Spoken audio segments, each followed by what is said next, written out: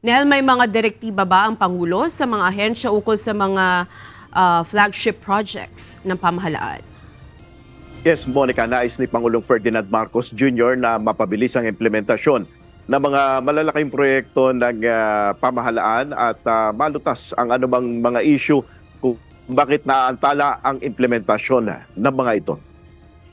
Ayon kay Department of Transportation Secretary Jaime Bautista, nasa 16 infra flagship projects ang natalakay. Kabilang narito ang North-South Commuter Railway, Metro Manila Subway Project, MRT-4, MRT-7, LRT-1 extension at iba pang proyekto sa mga probinsya.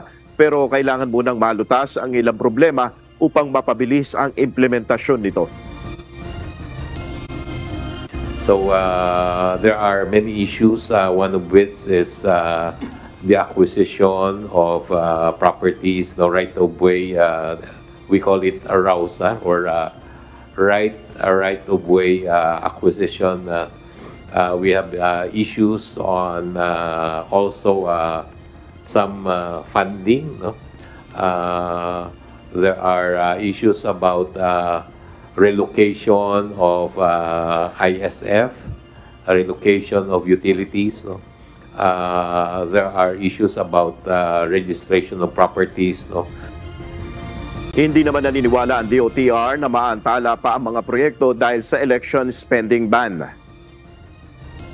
So we will continue to implement the program. No? Siguro hindi naman kami mako-cover ng election ban because we have started all these projects already. No?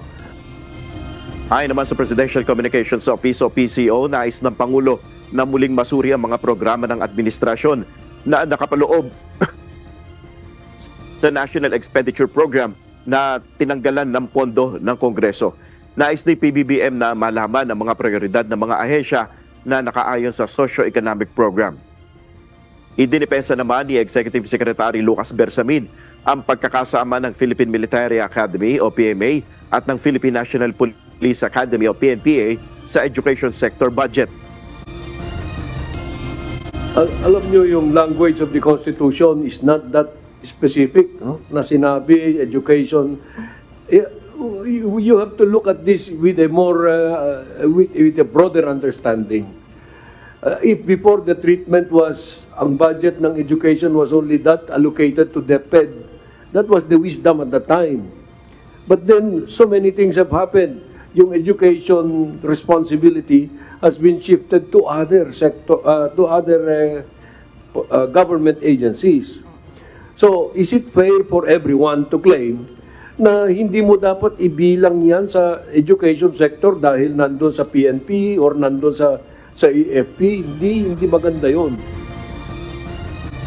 Kaugnay ito ng puna ng ilang grupo na mas malaki pa rin umano ang budget na nakalaan sa DPWH kaysa sa education sector kung hindi na isasama sa komputasyon aga PMA at PNPA. Malinaw na labag umano ito sa itinatakda ng konstitusyon.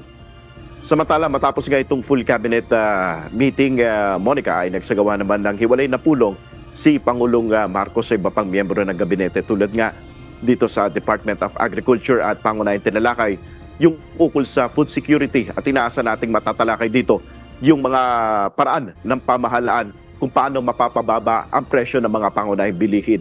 At sa mga darating na araw, alamin natin yung detalye doon sa mga naganap pang mga pagpupulong ni Pangulong Marcos dito sa Malacanang. At yan muna ang ating update. Balik sa iyo, Monica. Maraming salamat, Nel Maribuho.